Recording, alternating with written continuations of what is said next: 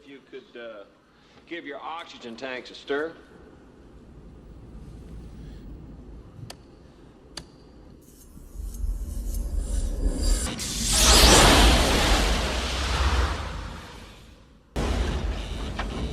What did you do? Nothing. I stirred the tanks. Whoa. This is Houston. Say again, please. Houston, we have a problem. Houston, we have a problem. Não preciso traduzir, né? Agora, eu quero passar agora o áudio original. 1970 é o áudio onde os astronautas dão a notícia e conversam com Houston. Vamos lá, passa aí. Okay, Houston, we've had a problem here. This is Houston. Say again, please. Houston, we've had a problem. We've had a main beam undervolt. Roger, main beam undervolt. Okay, stand by, 13. We're looking at. Vocês não estão emocionados, não? Eu estou, né?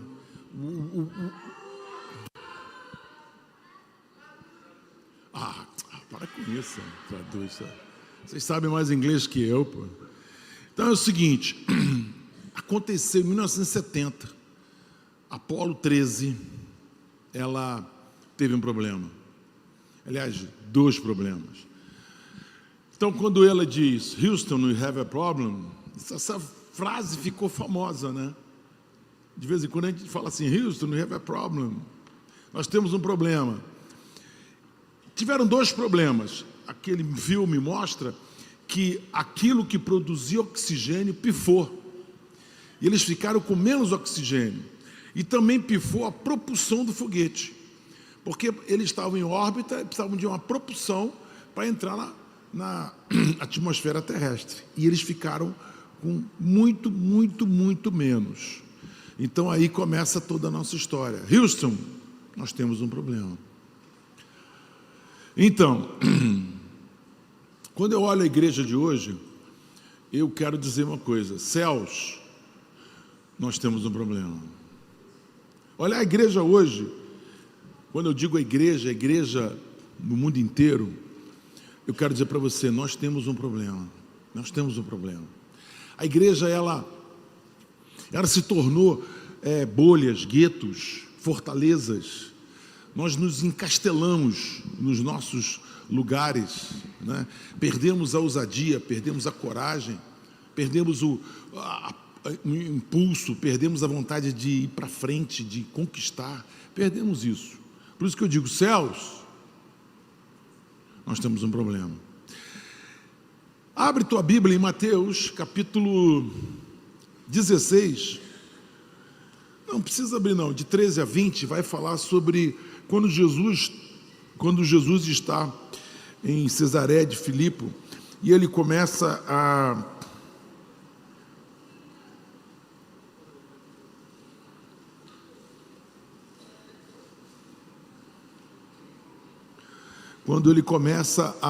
conversar com os seus discípulos.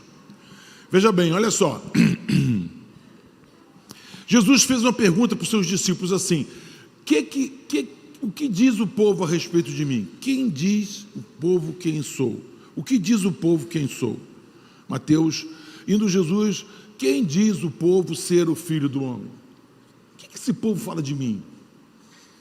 Aí é coisa, né? Ficou fácil responder.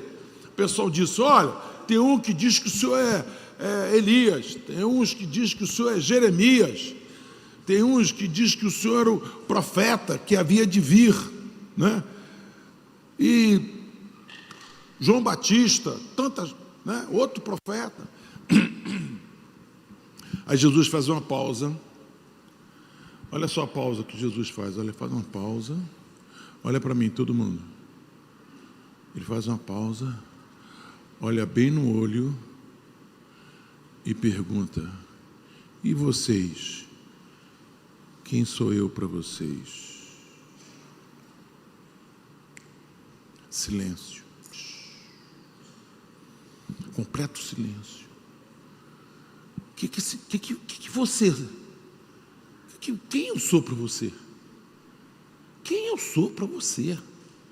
Essa pergunta ela é fundamental. A igreja precisa responder. Coloca no 15. Mas vós, continua ele, quem dizeis que eu sou? 16. Até que fim Pedro salva a galera. Tu és o Cristo, o Filho de Deus vivo. Essa pergunta é uma pergunta que eu preciso responder com a minha vida, com a minha agenda, com as minhas prioridades. Essa pergunta eu tenho que responder. Queridos, nós estamos no renovo, agora é hora de encher bateria, é hora de dar um rumo. Às vezes a gente fica assim meio, um lado para o outro, umas crisezinhas aqui, uma crisezinha ali. Nós precisamos de uma direção. E essa direção começa para responder: quem eu sou para você? Quem é Jesus para você? Nós criamos uma igreja acostumada a ter privilégios, acostumada a ter bênçãos, acostumada a ter cuidado, acostumada a ser cuidada o tempo todo. Sabe, a gente fica, muitas vezes a gente fica preocupando aqui, o que nós vamos dar para vocês? Por quê? Porque nós temos hoje uma igreja acostumada a receber, acostumada a consumir. Porque se não tiver um prato bom, tem gente que pensa que aqui é o Outback, aquela comida gostosa. Realmente, eu na igreja, eu sou bem alimentado. Aqui eu escuto palavras o tempo todo maravilhosas. Tem um rapaz aqui na igreja que fala assim: Sara, a nossa terra só tem banquete. Tem banquete. Ele fala assim: melhor que o Barra Brasa, quando tinha um Barra Brasa, que era aquela churrascaria, até tem hoje lá. É melhor que o Barra Brasa, banquete. Mas querido, tá ótimo, maravilha. Estamos cumprindo o propósito da igreja de te alimentar, de te fortalecer, de te curar. Mas será que você está... O que você está fazendo lá fora? A minha pergunta é: por que nós perdemos? Por que nós perdemos o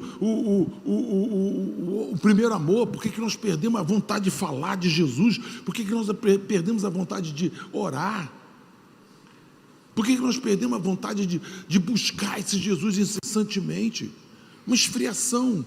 Esfriamos. Esfriação não existe. Esfriamos. Passamos a ser consumidores de culto. Essa não é a proposta. Existem dois pilares importantes na igreja. A justiça e a compaixão. Justiça é você entender a graça, o perdão. A graça, o perdão, a reconciliação. A graça, o perdão, a reconciliação. A graça, o perdão, a reconciliação. A justiça e a graça. Dois pilares. Se você não tiver entendimento da graça, que você foi lavado pelo sangue de Jesus, tudo isso aqui perde a razão de ser. Não tem razão de ser isso aqui. Isso aqui não é um clube, isso aqui é um lugar onde as pessoas conhecem, são lavadas pelo sangue de Jesus, conhecem a salvação, têm acesso à vida eterna, e toda a culpa foi embora. Não existe mais culpa, fomos lavados, acabou. É isso aqui. O segundo pilar é compaixão. Compaixão é diferente de amor. Deus amou o mundo, mas quem teve compaixão do mundo foi Jesus. Compaixão é amor em ação. Se você tem que ler o Novo Testamento rabiscando tudo que é compaixão. Jesus teve compaixão o tempo todo do seu povo. Jesus teve compaixão o tempo todo do seu povo. Jesus teve compaixão o tempo todo do seu povo. Por onde ele andava, ele tinha compaixão. Por onde ele andava, ele tinha compaixão. Então, quando você está caminhando, quando você está caminhando, você tem que entender que você nada mais é que um embaixador do reino de Deus, que você é uma embaixatriz do reino de Deus, e que você, no seu caminho, tem que haver compaixão. Quando Jesus viu a multidão com fome, a primeira coisa que ele fez foi ter compaixão dela. E a Bíblia fala que ele ensinou, ele teve compaixão, ele foi para lá para descansar na praia, mas não conseguiu descansar. Por quê? porque tinha uma grande multidão esperando por ele. E aí, o que ele teve? Ele compadeceu-se daquela multidão e começou a ensinar. E ficou tarde, e agora despede o povo, que esse povo vai desmaiar de fome. Aí Jesus falou assim: não, dá de comer a vocês. Aí o discípulo lá falou assim: não tem jeito não, é muito caro, é muito dinheiro, é muito pão. Ele falou assim: então o que você tem? O que você tem? Aqui eu tenho uma chave. Sabe, você que se acha que não tem capacidade, você que se acha que tem pouco, você que se acha que eu não sei a Bíblia, eu não sei pregar, eu não sei o que, está aqui. Pega o que você tem, que é pouco, que é insuficiente, que você acha que é pouco e insuficiente, coloca nas mãos ungidas de Jesus, que Ele vai multiplicar. Você tem autoridade para expulsar demônio, você tem autoridade para curar enfermo, você tem autoridade para libertar as pessoas prisioneiras, você tem liberdade para isso. Tem liberdade, você tem essa liberdade. Então, querido, você tem que ter compaixão. A igreja se esqueceu, a igreja perdeu. A igreja perdeu. A mulher samaritana, Jesus foi falar com a mulher samaritana porque Jesus teve compaixão dela. Jesus não precisava passar em Samaria, passou para conversar com aquela mulher. E aquela mulher que tratou ele, faltou ao respeito, ele falou com ela com calma, teve compaixão dela. Enquanto você tem uma mulher desprezada, porque meio-dia não é hora de pegar água. A água se pega ou muito cedo ou muito tarde, por causa do calor. Mas ela estava lá porque ela não queria ser insultada, agredida, porque ela já tinha tido vários maridos. E o que está com você agora não é teu marido. Então ela foi numa hora onde ninguém buscava água. Ela foi sozinha e encontra com Jesus. E Jesus fala para ela: querida, se você soubesse quem eu sou. E diz para ela, e ela sai dali, e essa mulher é extraordinária. Por quê? Porque ela saiu, foi falar para o povo: vem cá, tem um rapaz lá, que ele é o profeta, é o Messias, porque ele falou a minha vida toda. Ele falou a vida toda. Compaixão. Aí você tem Nicodemos, ela, pobre, desprezada, rejeitada, e ele, rico, importante, influenciador, um papel importante no farisaísmo. Ela vai lá falar com ele. Por quê? Jesus vai falar com ele. Olha, ele vai falar com Jesus. Por quê? Compaixão. Jesus teve compaixão.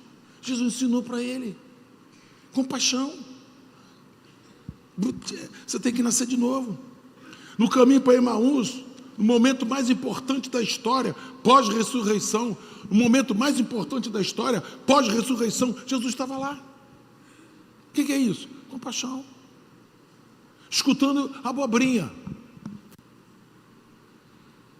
2 caras frustrados, 2 caras chateadinhos, 2 caras magoadinhos, chateadinhos, magoadinhos, mimimi. Jesus não, Jesus tinha que fazer isso, fazer aquilo. E Jesus caminhou. É mesmo, é? Quem é Jesus? Você não sabe quem é Jesus? É isso. Aí até o momento que ele falou assim: caramba, vocês não entenderam. Ele teve que vir e começa a falar desde os profetas até agora. Compaixão. Ficou até o partir do pão. Ele ficou compaixão. Nicodemos, caminho de Emaús, mãe, viúva, seu filho estava carregando seu filho que morreu, e de repente Jesus fala assim: para o enterro. Mãe, perdeu o único filho que tinha, viúva, a única possibilidade dessa mulher viver era seu filho, homem, crescer e sustentar sua mãe. Agora não. Ela morreu, acabou. Jesus vai lá, bate no caixãozinho, pum, levanta. Por quê? Compaixão. Porque o Senhor me ungiu para alguma coisa. A gente fica buscando unção, a gente fica subindo um monte. Para quê? A palavra de Deus fala que a busca de unção é para alguma coisa. Deixa eu falar uma coisa para você. Cego Bartimeu. Filho de Davi, tem misericórdia de mim. Filho de Davi, tem misericórdia de mim. Gritou. Sabe por que aquele milagre aconteceu? Aquele milagre aconteceu porque alguém falou de Jesus para ele. Ele ficou sabendo quem era Jesus. E quando ficou sabendo que Jesus estava naquela multidão passando, ele começa a gritar: Jesus, Jesus, porque alguém falou para ele, alguém testemunhou para ele. Alguém, olha, Jesus cura cego, leproso, surdo, mudo. Jesus ressuscita. Jesus. E ele falou: não, peraí, dá licença, é agora. E começa a gritar: Jesus, filho de Davi, tem misericórdia de mim. Jesus, filho de Davi, tem misericórdia de mim. Tudo isso Jesus fez porque ele tinha misericórdia. Compaixão e amor. Deixa eu falar uma coisa para você. Hoje nós estamos muito mais para João Batista. Do que para Jesus. João Batista ficou no deserto, dizendo assim para o povo: vem cá, todo mundo ia lá no deserto encontrar com João Batista. Vem cá, e João Batista pregava e batizava e não sei o quê. Jesus fez diferente. Jesus foi aonde o povo estava. Jesus foi aonde o povo tinha necessidade. Jesus bateu na porta daqueles que tinham fome. Jesus bateu na porta daqueles que estavam desesperados. Jesus foi aonde as multidões estavam. Nós precisamos ser essa igreja. A igreja fora da caixinha. O sal não salga dentro do saleiro. Tem que sair do saleiro, senão não salga. Eu sou chamado para ser sal. Eu preciso sair do saleiro. Como é que eu vou salgar dentro do saleiro? Esse é o nosso grande desafio.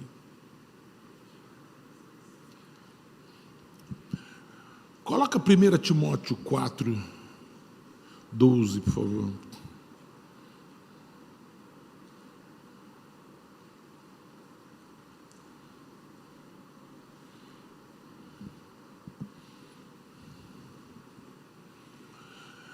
Primeira Timóteo 4:12. Deixa eu falar uma coisa para você.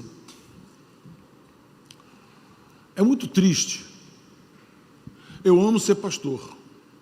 Amo ser pastor. Amo, de paixão. É muito triste. Eu fico muito feliz quando eu batizo alguém. Eu fico muito feliz quando vejo alguém sentado aqui nesse salão, que eu vejo há muitos anos crescendo, ministrando, virando líder de célula, ajudando, virando voluntário, ajudando. Eu fico tão feliz com isso. Isso me dá uma alegria tão grande. E vocês não são desapercebidos para mim. Eu percebo e fico feliz com isso. Mas quando eu encontro um que saiu, que foi embora.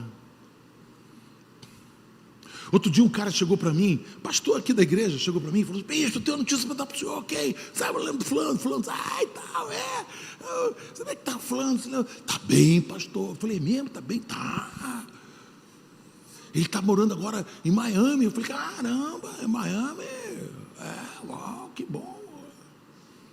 O que ele faz? Ele virou influencer, compra carro, vende carro, tem canal no YouTube, vende pra caramba, dá curso.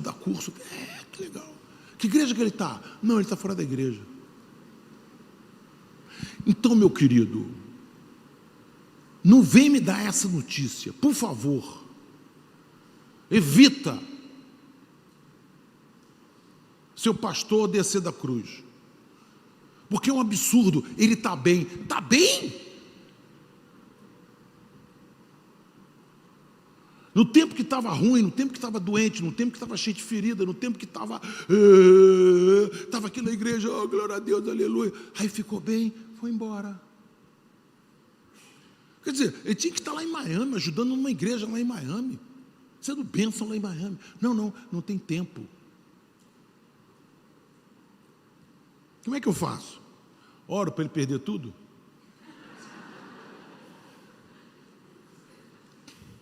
Aí eu fico pensando assim, aonde nós erramos? Sabe por quê? Porque a gente fala de bênção e as pessoas ficam focadas na bênção. E pega a bênção e vai embora. É a semente que caiu entre os espinhos. Os espinhos sufocaram a planta. Por quê? A riqueza, o amor à riqueza. Paulo fala assim, Demas amou mais o presente século. Demas era um dos nossos. Demas estava aqui com a gente. Demas estava aqui sentado. Eu quero fazer uma pergunta para vocês. Quantos de vocês vão estar aqui ano que vem?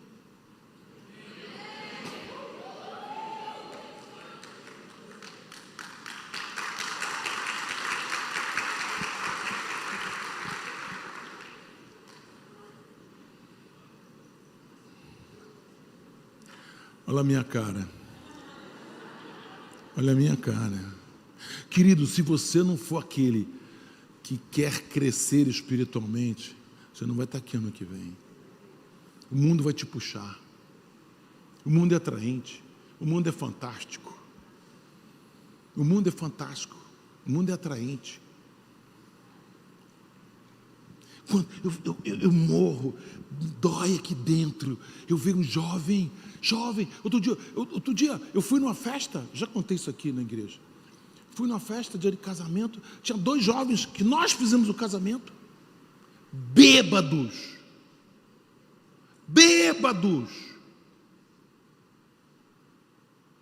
Ai, meu Deus. Sabe o que eu fiz? Eu fui embora. Eu não aguentei. Eu fui embora. Eu sei que a história deles, a história de vida, de pai e mãe, uma confusão do caramba. O Jesus que eles conheceram não foi suficiente para trazer libertação. Eles precisavam de uma libertação muito maior. Eles tinham uma bola de ferro, os 2, uma bola de ferro no pé cada um. Foram, cansaram, voltaram. Estão repetindo a história do seu pai e da sua mãe, dos seus pais. Entendeu? A igreja não levou eles a uma libertação completa. Isso me entristece, isso me abate, isso me deixa...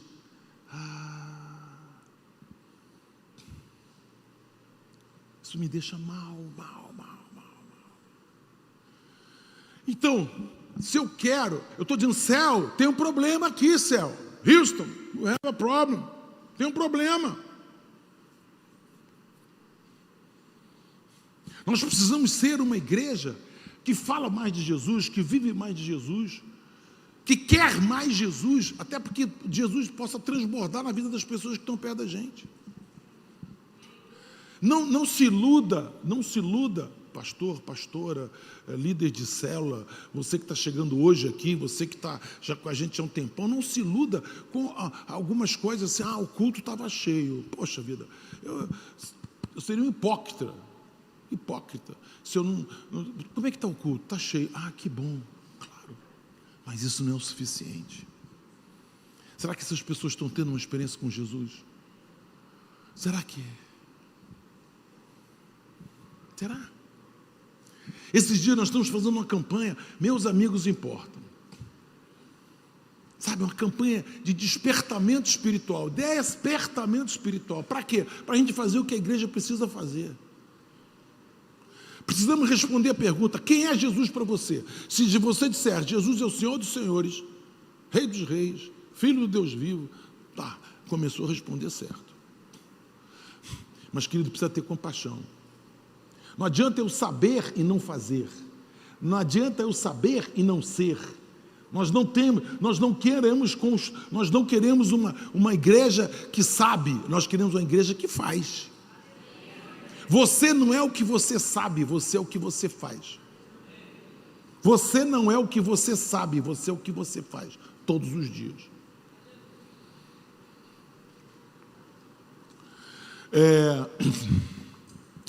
Eu estou lendo um livro sobre saúde, né?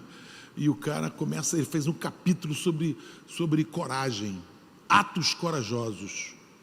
Atos corajosos. Eu fui ler.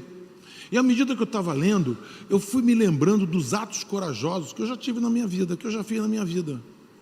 Atos corajosos. Né? Atos corajosos que eu tive na minha vida, de jovem, de adulto, de viagem. Mas ele falou assim: o maior ato de coragem da sua vida é a renúncia. Quando você renuncia à televisão, para você dormir cedo, para você acordar cedo. Você renuncia à mídia social. Por quê? Porque aí você tem tempo para ler um livro. Lê um livro. A pesquisa saiu que os cristãos são aqueles que mais leem. Eu falei, meu Deus! Mais leem? Nós temos centenas de pessoas na igreja que não lêem um livro por ano. Minto, lê sim. Gênesis, Êxodo, aí depois para. Quando chega Levítico, Número, aí para. Aí dá um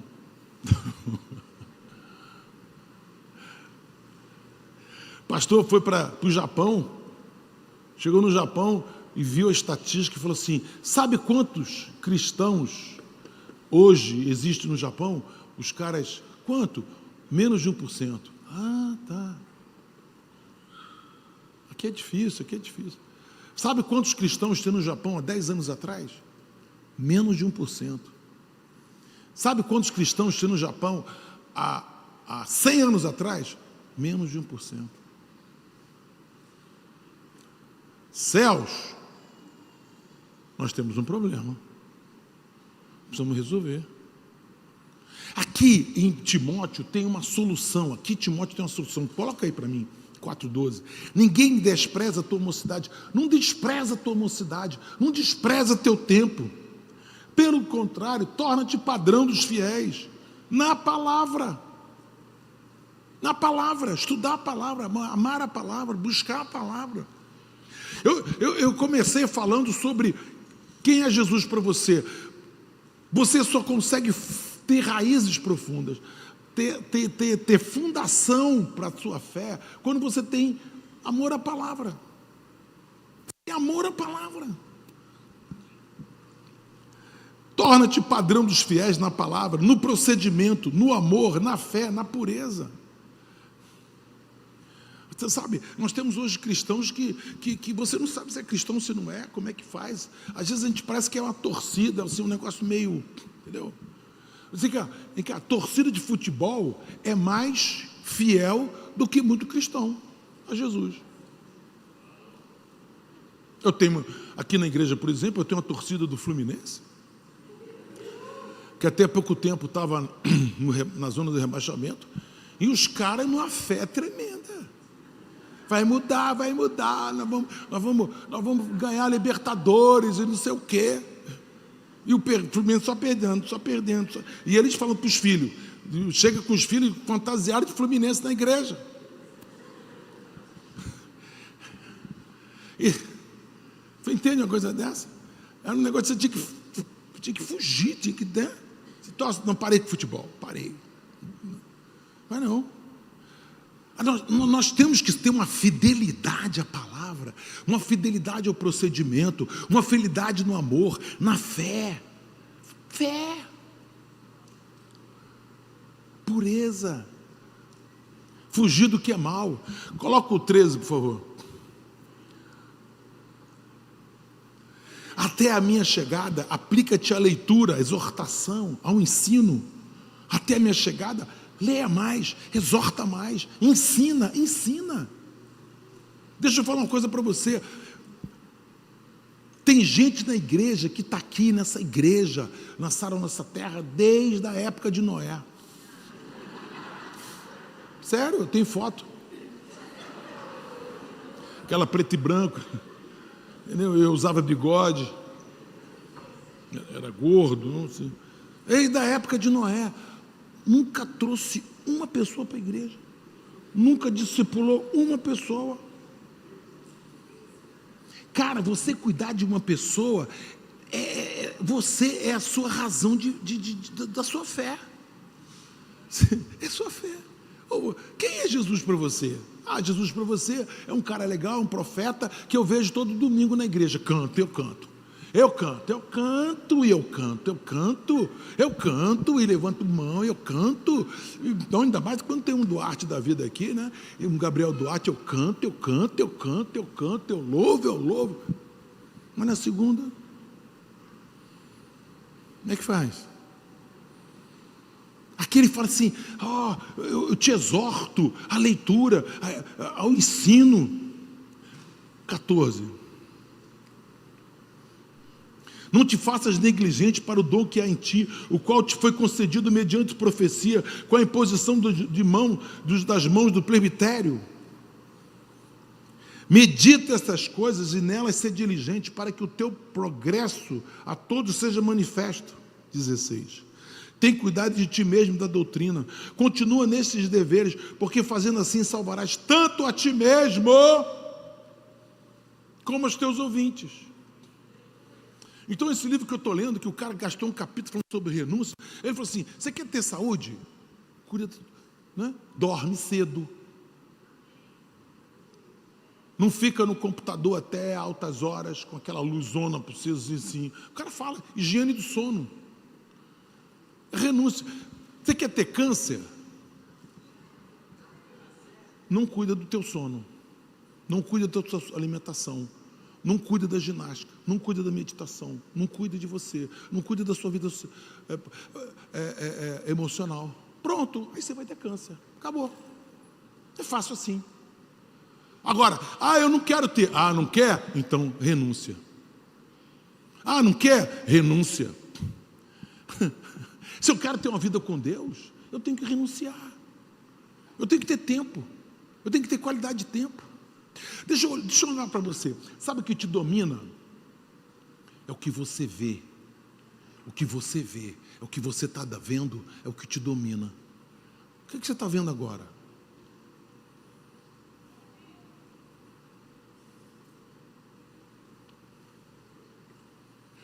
Não. Hoje nós estamos vivendo um Brasil polarizado, um Brasil que mexe com política, que antes nós nunca tínhamos tão polarizado, e hoje o pau quebra, e não sei o quê.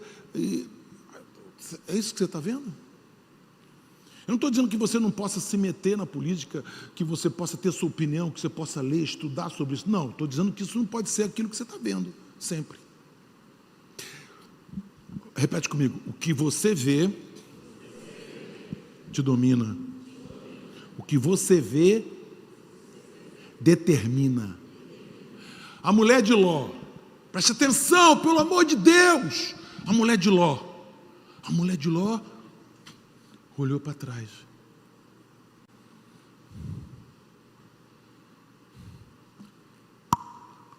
Virou estátua de sal. Tem muito cristão olhando para trás.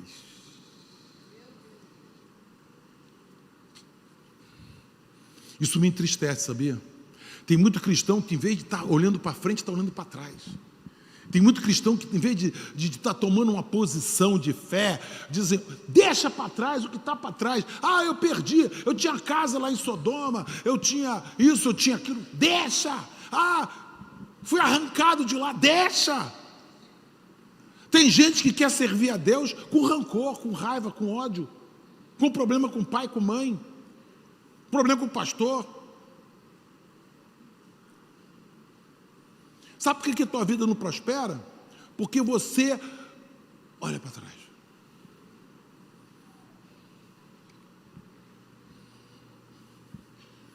Não perca seu tempo de olhar para mim. Você vai ver muito defeito. Eu tenho defeito. Eu tenho defeito. Outro dia encontrei um cara, já não vi o cara há 10 anos. O cara, eu podia conversar com o senhor? Claro, lógico. Há 10 anos eu vejo o cara. O cara, porque eu tenho mágoa do Senhor por isso, por aquilo, por aquilo. Querido, eu podia ter falado 10 horas para ele das coisas que ele fez. 10 horas para ele. Sabe o que tu fez? Sabe o que eu fiz por você? O que fiz? Eu não. A igreja fez por você. Ele, eu queria limpar meu coração com o senhor. Olha, eu achei legal, importante, porque foi bom para ele. Mas qual é que eu digo para você? Cara, tu está pastando há 10 anos. Tu está pastando há 10 anos. Porque quem olha para trás, pasta. Pasta de pastejar. Entendeu? Entendeu? Quem olha para trás, morre. Quem olha para trás, morre. Quem olha para trás, atrasa. Então, sabe assim, ou você mergulha no sangue de Jesus para a tua vida, ou você está enrolado. Mas ele, tá, tchau. Aí eu olho para trás. O que você está olhando?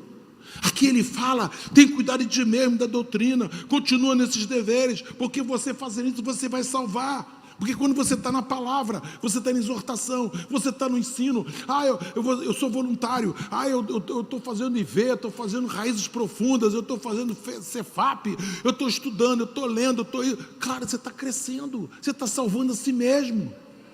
Eu estou na equipe de intercessão, estudo a Bíblia. Eu estou estudando um livro, Formação de um Discípulo, lendo pra caramba, cada capítulo 2, 3 vezes. Cara, você está se salvando. Sabe, quando nós colocamos na mesa o livro Formação de um Discípulo, sabe que algumas pessoas chegaram para mim e perguntaram assim, será que isso vai dar certo?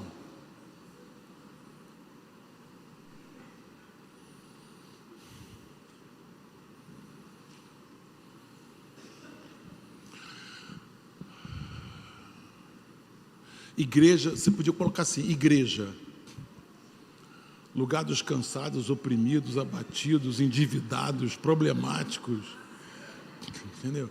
O cara já chega e pergunta assim, será que isso vai dar certo?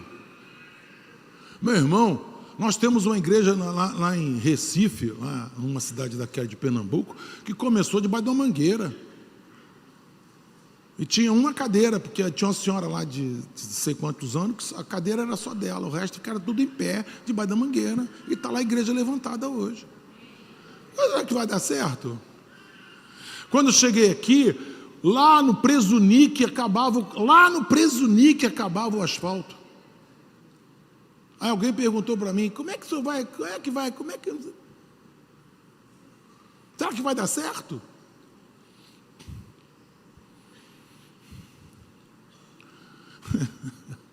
Daqui a pouco nós vamos receber o pessoal do filme aí. Quantas pessoas chegaram para ele e disseram assim, será que vai dar certo? Sabe, se você não tiver, assim, a mulher de Ló olhou para trás, o que você está olhando? O que você está vendo? Você está olhando para trás? Se você está olhando para trás, você vai morrer. Por que quantas pessoas deixam o Demas deixou? Por quê? Porque olhou para trás. Ou você olha para frente como uma decisão. Aquilo que você vê te domina. Aquilo que você vê determina a tua vida.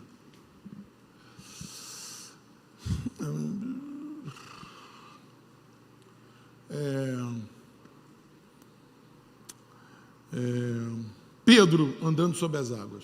Vamos lá, Pedro andando sobre... Jesus aparece lá, é um fantasma, não sou eu. Jesus. Aí Pedro fica animado, caramba, Jesus está andando sobre as águas, se ele anda eu também posso. Jesus, posso ter contigo? Vem. Sabe qual é a palavra que Jesus tem para você hoje? Nesse renovo, vem. Vem.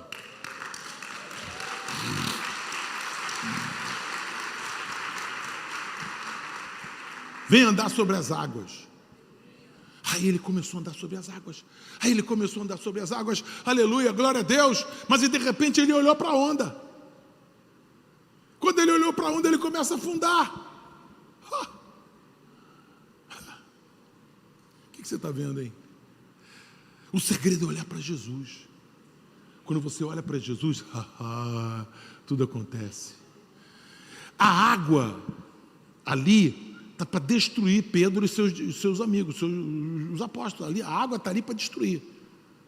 Mas, cara, quando você olha para Jesus, aquilo que se levantou para te destruir é onde você vai andar sobre. Você vai andar em vitória naquilo que se levantou para te destruir. Aquilo que levantou para te destruir, você vai andar sobre isso. Entendeu? Entendeu o que eu falei? Então, queridos, o que você está vendo? O que você está olhando? Jesus chama para você pisar naquilo que quer te estragar.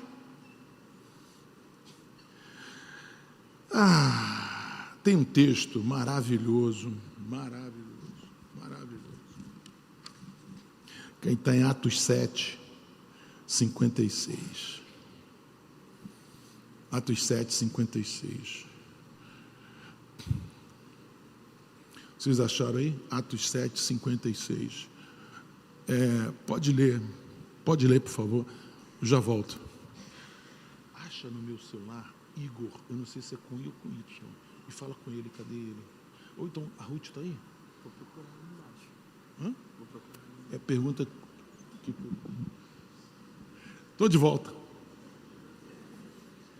Aqui é assim, gente. Quem sabe faz ao vivo. Entendeu? Então, olha só. Atos 7, 56. Eis que vejo os céus abertos e o Filho do Homem em pé à destra de Deus. Coisa linda. 57. Eles, porém, clamando em voz alta, taparam os ouvidos e unânimes arremeteram contra ele. 58. E lançando fora da cidade, o apedrejaram. As testemunhas deixaram suas vestes aos pés de um jovem chamado Saulo. E apedrejavam Estevão, que invocava e dizia: Senhor Jesus, recebe o meu espírito. Então, ajoelhando-se, clamou em alta voz: Senhor, não lhe imputes esse pecado. Com estas palavras, adormeceu. Uau! Imagina isso, imagina. Sabe como é que era o apedrejamento daquela época? Apedrejamento daquela época, eles começavam a apedrejar, a pessoa caía, eles começavam a jogar pedras grandes em cima do peito deles, para quebrar, para matar. Não era pedrinha não, jogar pedrinha não. Eles jogavam, a pessoa caía, e imediatamente eles começavam a lançar grandes pedras. É isso, cara, apedrejamento era esse, hein? Terrível. Preste atenção. No verso 56, coloca lá, 56. Aqui está a chave. Eis que vejo os céus abertos e o Filho do Homem em pé à destra de Deus. Aprende uma coisa: não olha para trás, não olha para o lado, olha para o alto. O tempo todo. O tempo todo. Quando você olha para trás, você está querendo que alguém pague as tuas notas promissórias vencidas. Está vencida. Tchau. Está vencida. Rasgue essas notas promissórias, fedorentas, cheias de ácaro, que ninguém vai resgatar. Olha para o lado, olhar para o vento, olhar para a chuva, olhar para o mar alto. Agora, quando você olha para o alto, aqui nós temos dois milagres. Primeiro, o milagre, dois milagres aqui. Numa situação difícil, Estevão não teve rancor. Numa situação difícil, Estevão não ficou com ódio. Olha só. Quando você está olhando para o alto, você não tem tempo desse negócio de ter raiva, ter ódio, ter problema, ter não sei o quê. Você está olhando para o alto. Porque se você andar comigo, você vai descobrir que eu tenho defeitos e você vai ter problemas comigo. Então, por favor, não olha para mim, olha para o alto. Porque eu olho para o alto, você olha para o alto, nós olhamos para o alto, eles olham para o alto, todos nós olhamos para o alto e acabou. E vamos fazer a vontade de Deus. Aí nós vamos responder a pergunta: e aí, quem que eu sou para vocês? Que Jesus fez. Quem eu sou para vocês? Porque vocês vão estar olhando para o alto. Sabe qual é a frase que eu mais detesto ouvir? Eu fui da Sara. Detesto isso. Todo dia eu estou fazendo musculação. A amiga da Carol, a moça estava ocupando um aparelho que eu queria ocupar também. Eu fiquei do lado na bicicleta. E ela falou assim, eu fui da Sara. Quase que eu joguei ela lá de cima. Pau! Aí fala assim, eu estou sem tempo, porque eu casei, tenho criança agora, não sei o que, estou meio sem tempo. Eu fui da Sara. Se ela dissesse assim, eu fui da Sara, mas eu estou na igreja tal ajudando. Eu fui da Sara, mas eu tô crente, eu estou firme, eu estou numa igreja alicerçada, raízes. Eu estaria feliz da vida, cumprimos o nosso propósito. A única forma de você permanecer é olhar para o alto.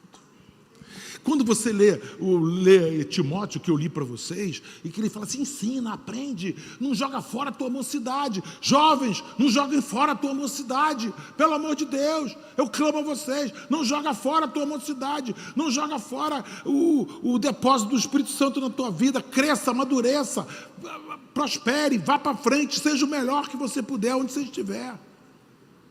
Não perca o evangelho de vida, de forma nenhuma. Aqui eu vejo 2 milagres. Primeiro milagre, ele não odiou aquelas pessoas que estavam pedrejando. Primeiro milagre, não teve ódio. O segundo milagre, sabe qual foi? Quem pode dizer para mim?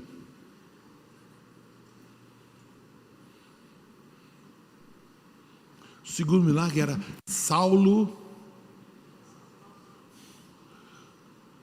sustentando as roupas daqueles que apedrejavam Estevão.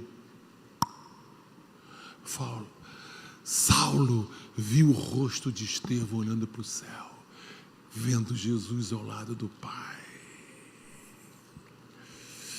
Saulo dizendo, coloca lá Atos, querido, obrigado aí. Atos 7:56. Saulo dizendo, eis que vejo os céus abertos. Os céus sempre estão abertos, querido.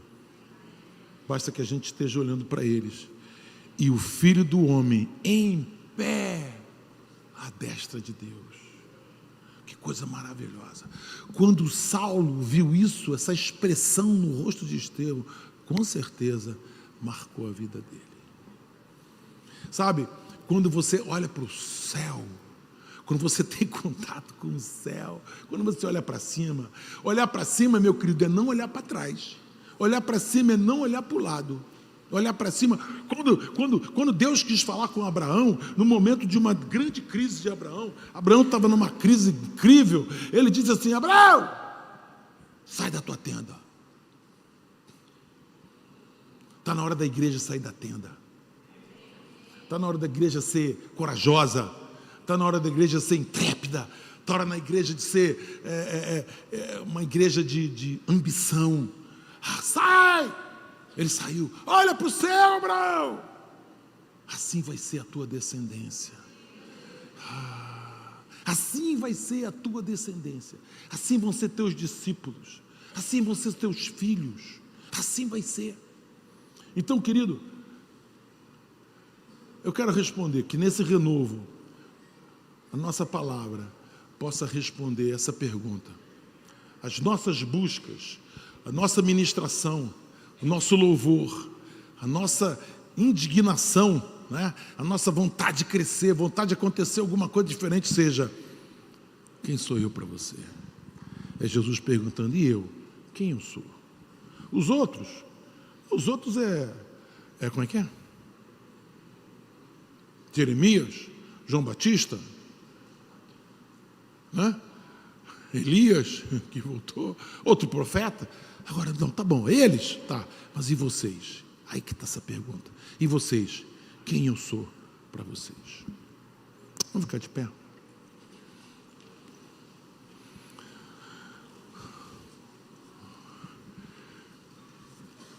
Fala para a pessoa que está ao seu lado, ano que vem eu estou aqui. Ano que vem eu vou estar aqui. Mas vou trazer gente comigo. Eu vou trazer gente comigo. Vem gente comigo. Fala assim, eu creio. Fala assim, eu creio na manifestação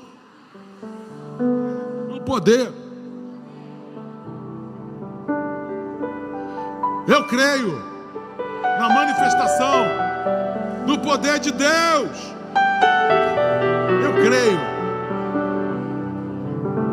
Olha para o alto. Repete comigo, eu renuncio à dor do passado. Eu renuncio. Eu me livro de toda amargura, de toda imaturidade na minha vida. Em nome de Jesus. Eu renuncio. Eu renuncio os meus direitos para olhar para o alto, livre de acusações ou contendas na minha vida. Eu quero olhar por alto e ver Jesus sentado à destra do Pai, sem rancor, sem rancor. Coloca a mão no seu coração e fala, eu libero perdão. Eu estou livre do passado. Em nome de Jesus.